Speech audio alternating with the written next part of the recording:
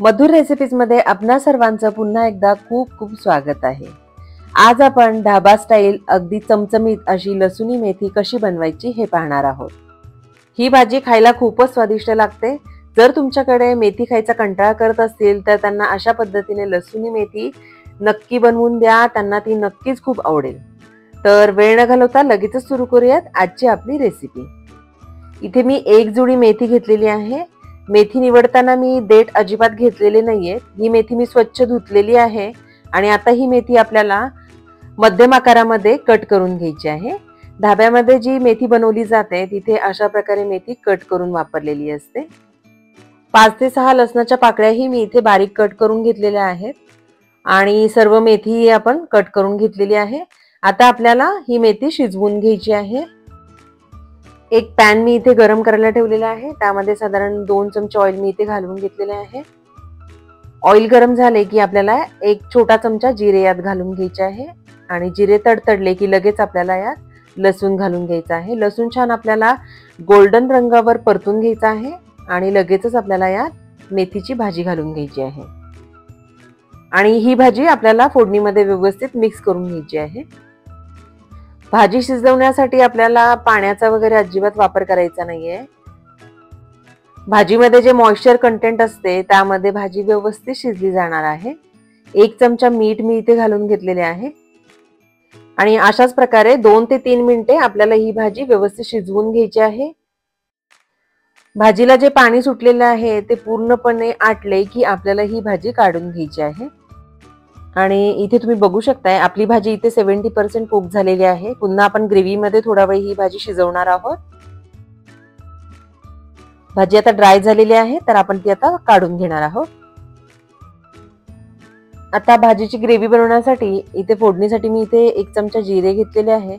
साधारण 8 ते 10 लसणाच्या पाकळ्या मी पुन्हा बारीक करून घेतलेल्या आहे। ही आपण लसुणी मेथी बनवत आहोत त्यामुळे लसणाचे प्रमाण थोडेसे जास्त वापरायचे आहे। त्याचबरोबर मी इथे अर्धा चमचा हळद पावडर, 1 चमचा धने पावडर, 1 चमचा लाल मिरची पावडर, साधारण 3 ते 4 मी इथे लाल मिरच्या घेतलेल्या आहेत। छोट्या साईजच्या आहेत त्यामुळे मी 4 मिरच्या इथे घेतलेल्या आहेत। तुम्ही 2 ते 3 वापरल्या तरी चालतील। 1 छोटा चमचा मीठ घेतलेले आहे। ही भाजी बनवण्यासाठी आपल्याला एक वाटण तयार करून घ्यायचे आहे। त्यासाठी मी इथे 1 चमचा तीळ भाजून घेतलेले आहेत। त्याचबरोबर 2 चमचे शेंगदाण्याचा कूट मी इथे घेतलेला आहे। याऐवजी तुम्ही 2 टेबलस्पून शेंगदाणे भाजून तेही वापरू शकता।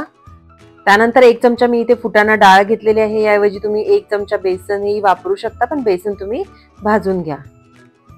तीळ, शेंगदाण्याचा कूट आणि फुटाणा डाळ आपल्याला मिक्सरमध्ये पाणी घालून छान बारीक वाटून घ्यायचे आहे आणि हे पहा अशा प्रकारे मी तीळ, शेंगदाणे आणि फुटाणा डाळ मिक्सरमध्ये व्यवस्थित बारीक वाटून घेतलेले आहे। त्याचबरोबर आपण इथे एक मीडियम साईजचा कांदा आणि टोमॅटो बारीक कापून घेतलेला आहे। फोडणीसाठी कढईमध्ये मी थोडेसे ऑइल गरम करायला ठेवले आहे। या भाजीसाठी ऑइल थोडेसे जास्त प्रमाणात यूज केले जाते। तुम्ही तुमच्या आवडीप्रमाणे ऑइल कमी जास्त करू शकता। ऑइल गरम झाल्यानंतर मी त्यात जिरे घालून घेतलेले आहे आणि जिरे तडतडले की लगेच आपल्याला यात लसूण घालून घ्यायचा आहे आणि लसूण आपल्याला छान परतून घ्यायचा आहे। आपल्याला या भाजीसाठी छान खमंग फोडणी करायची आहे। लसूण छान परतला गेलेला आहे। आता आपण यात मिरच्या घालून घ्यायच्या आहेत। मिरच्या परतायला जास्त वेळ लागत नाही, लगेचच आपण बारीक कापलेला कांदा घालून घ्यायचा आहे। कांदा आपल्याला छान गोल्डन रंगावर व्यवस्थित परतून घ्यायचा आहे आणि इथे कांदा छान परतून झालेला आहे, छान गोल्डन कलर आलेला आहे। आता आपण यात बारीक कापलेला टोमॅटो घालून घ्यायचा आहे। थोडेसे मीठ मी यात घालून घेते आहे ज्यामुळे टोमॅटो लवकर सॉफ्ट होईल। हा टोमॅटो आपल्याला छान सॉफ्ट होईपर्यंत परतून घ्यायचा आहे। टोमॅटो इथे बऱ्यापैकी सॉफ्ट झालेला आहे। आता आपण यात सर्व मसाले घालून घेऊया। अर्धा चमचा हळद पावडर, 1 चमचा धने पावडर आणि 1 चमचा लाल मिरची पावडर मी इथे घालून घेतलेली आहे। हे सर्व मसाले व्यवस्थित तेलात मी परतून घेतलेले आहे आणि लगेचच आपण यात जे आपण वाटण बनवले होते ते घालून घेतलेले आहे।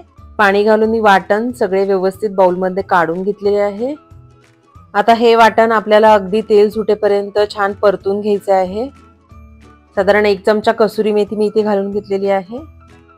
मिक्स करून आता झाकण ठेवून मी एक वाफ काढून घेणार आहे ज्यामुळे जे वाटण आपण घातले होते ते व्यवस्थित शिजले जाईल आणि सर्व मसाल्यांचा स्वादही ग्रेव्हीमध्ये व्यवस्थित उतरला जाईल।